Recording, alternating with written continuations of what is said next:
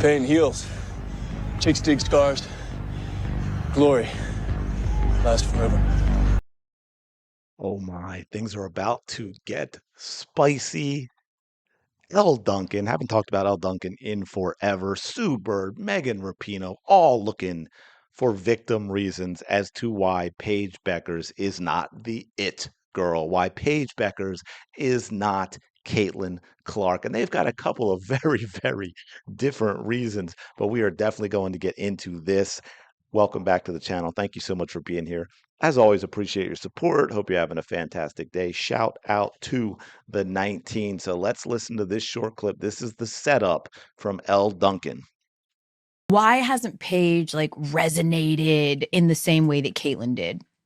And I think there's a bevy of reasons, but I also think that people don't find efficiency to be particularly sexy. Caitlin is incredible. Her dishes are stupid, all of those things. And Paige is efficient as hell.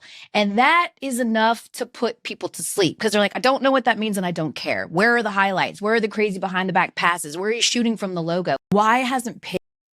Yeah, there's almost a little bit of a point there, but it's kind of nonsense. It's kind of like the NFL and how they changed the rules so much to emphasize the passing game. But I don't know about you, but when you have an effective running game, like say Saquon Barkley and the Philadelphia Eagles, it's kind of exciting. When you have a guy like Derrick Henry, it's kind of exciting. And you could go back when you had a guy like Barry Sanders running, it was kind of exciting. And those were very efficient plays.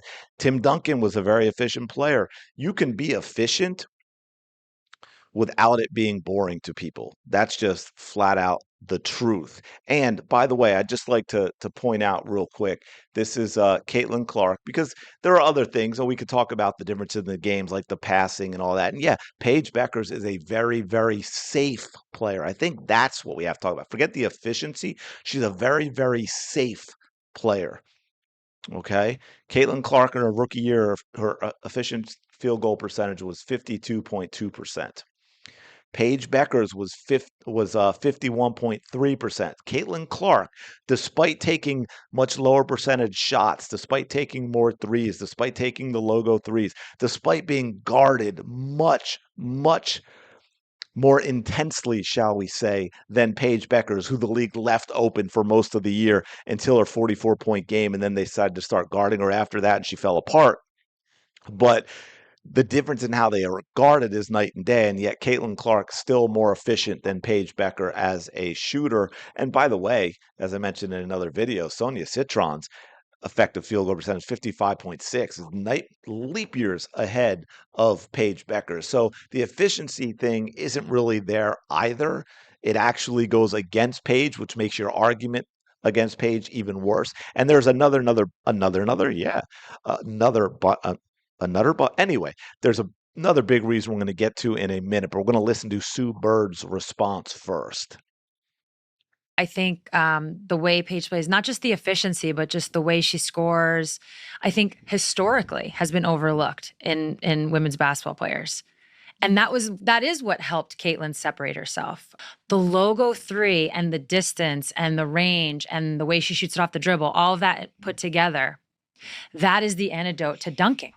It was like we finally had something where people couldn't question it because the distance is the distance and it either goes in or it doesn't. And that's why anytime, we've seen videos of opposing teams on the men's college basketball side who come into Iowa, what do they try to do? They try to shoot from her little logo where she broke the record.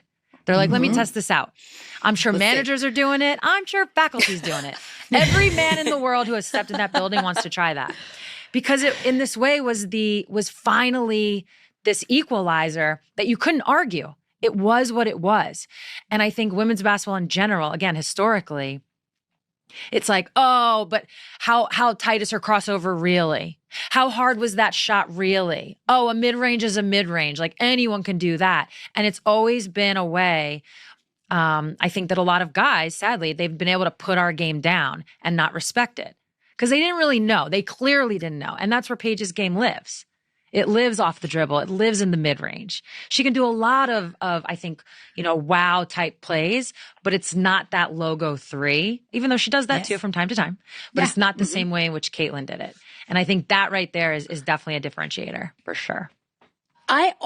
Absolutely nonsense. I want to go over this before we get to Megan Rapinoe because she completely changes the subject. But this is absolute trash and excuses by Sue Bird. And of course, she has to blame guys for putting it. Guys, well, no, I shouldn't say guys.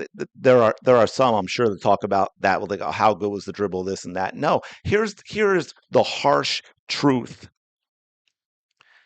It's been boring to watch.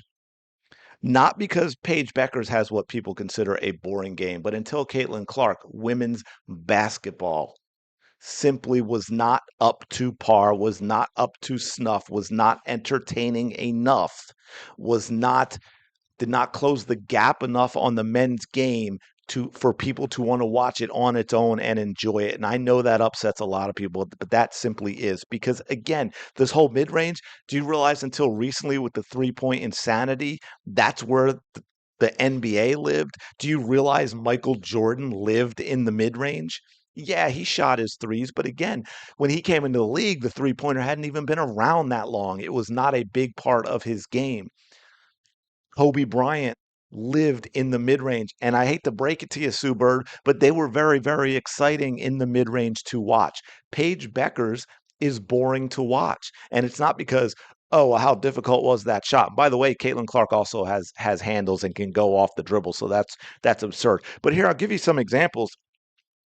Women's tennis has been popular for a long time because you can watch women's tennis and it is at a level on its own that you can enjoy women's tennis as entertainment because we can go all the way back to big names, Martina Navratilova and Chrissy Evert going at it, Steffi Graf and Monica Seles, obviously the Williams sisters coming in. And I mean, even she came in too young and it seems like her parents destroyed her, but Jennifer Capriati, who I think turned pro at like 13 and the power that she hit with and Mary Jo Fernandez, and there was just women's tennis. Now look, sports like that with individuals always kind of have their ups and downs, like golf with Tiger Woods and stuff, and golf on the women's side with Annika Sorenstam and then and so forth. And they always have their ups and downs in terms of ratings, but women's tennis has always been watched. Okay. I shouldn't say always, but it's been quite a while now. Golf as well. And gymnastics. And I know gymnastics is one of those sports that we all kind of only seem to tune into and follow. Not all of us, but you know what I mean. It's a huge sport for the Olympics. It's one of those sports that everyone tunes in. Who do they tune in for more? The women. They tune in to watch the women because, again, the women on their own are elevated to a place with their performance and their athleticism, their skill, and what they do that it is entertaining to watch. It doesn't matter that the women don't have the rings. They can't do an iron cross the way the men can because of the differences in strength. Sorry. But they on their own and the events they do are absolutely fantastic to watch. Women's volleyball is another one. Women's softball is another one. And if you've been here a while, you know you've heard me talk many, many times about how much I enjoy watching the Women's College World Series every spring. It is fun. It is entertaining. It is enjoyable. And of course, I saved the best for last specifically because of how revered and popular the national team is, and that is women's soccer. Now, women's soccer is growing on its own in terms of people watching, but the U.S. women's national team has been watched for quite a long time. The 1999, the 99ers, and that World Cup in L.A. Penalty kick final. Brandy Chastain ripping off her jersey. That team is iconic, folks. The U.S. women's national team is absolutely beloved. People love to watch that team play because, again, on their own, it is entertaining enough, regardless of the style, as Sue Bird is getting to, that people enjoyed it. And I'm sorry, but women's basketball has never gotten to that level where people don't watch it and think about how the men play and think about the differences and realize that the women's game just is it's boring. It's not fun to watch. And that is the switch up that Caitlin Clark made. Yes, the logo three is obviously a huge part of it. But guess what? everyone likes all of Caitlin Clark's game because all of her game is different. All of her game is more entertaining and more fun and more enjoyable to watch. Whether she's taking people off the dribble, whether people like her mid-range, guess what? She doesn't use it a lot, but people like to watch it. It is fun. And of course, we won't even get into all of her passing right now. But that is part of it too. She has the entire package of as a player that if you had a league of players like that, women's basketball would be watched much, much more than it is. It has nothing to do with the fact that Paige Bueckers has a mid-range game. Michael Jordan had a mid-range game. In fact, you go back and watch in the 80s and 90s and even maybe the early 2000s, all those great players, watch their mid-range games. Absolutely entertaining as hell to watch. Okay, that is just simply the way that it is. And we're going to get one more. We got Megan Rapinoe completely shifting gears. Oh, I bite my tongue on this one. I don't even know if I should do this, but we're gonna go in. Helmets on. Also wonder if there's some kind of cultural reason for this. Paige is an out gay player. She's been explicit in her support for racial justice and supporting Black women and talking about that. Like, is there something to that she's not and it's really not in comparison to Caitlin or to anyone else, but just sort of her, like, is that the kind of person that this society and that this culture like props up to be the biggest star or like the most powerful person in sports? I think there's something to that. I don't know exactly how to articulate that. I think You can't articulate that because it's gibberish. Here's the thing, Megan Rapinoe. Anyone, and here's the problem. Just like I'm sure I'll hear, anyone who pushes back on that nonsense gets labeled with nasty words. But here's what you don't understand: people aren't pushing back because they don't like those things that you're talking about. It's because they have moved beyond it. They have moved on. They don't give a crap. Yet you want to keep bringing it up. You want to keep playing victim, and you want to keep blaming people for that, where they just want to live their lives. Okay, because that is absolutely absurd in 2025. I mean, we can go, hey, Billie Jean King. Anyone hear of her? Tennis icon. Oh, Martina Navratilova. Anyone hear of her? Tennis icon from, I mean, when did she start her career? In the 70s? How about soccer, Megan? Something a little closer to home. And this is why all you saying all this really pisses me off, because you are a permanent victim. Hey, Megan, have you ever heard of, I don't know, Abby Wambach? I mean, you should, since you played with her and it was you. And look, it was a beautiful ball. I can't stand Megan Rapinoe, but again, I'm going to give props. It was one of the best crosses I've ever seen. You hit the cross field 45-degree cross that Abby Wambach headed in for the tying goal against Brazil in the final seconds of the second overtime in the 2011 World Cup semifinal. It is an iconic goal. The U.S. was seconds away from being out of the World Cup. The ball was in their own end.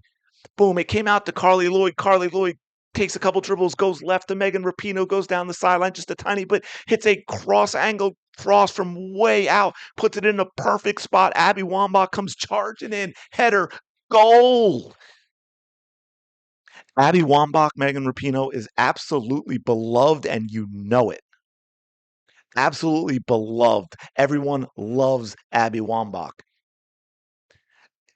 In her book, she talked about some of the things she did. I think from what I heard from Abby Wambach, she shortened her own career because of choices that she made. She's still beloved. No one gives a crap about that, Megan Rapinoe, other than you get people like me who are pissed that you make a big deal about it.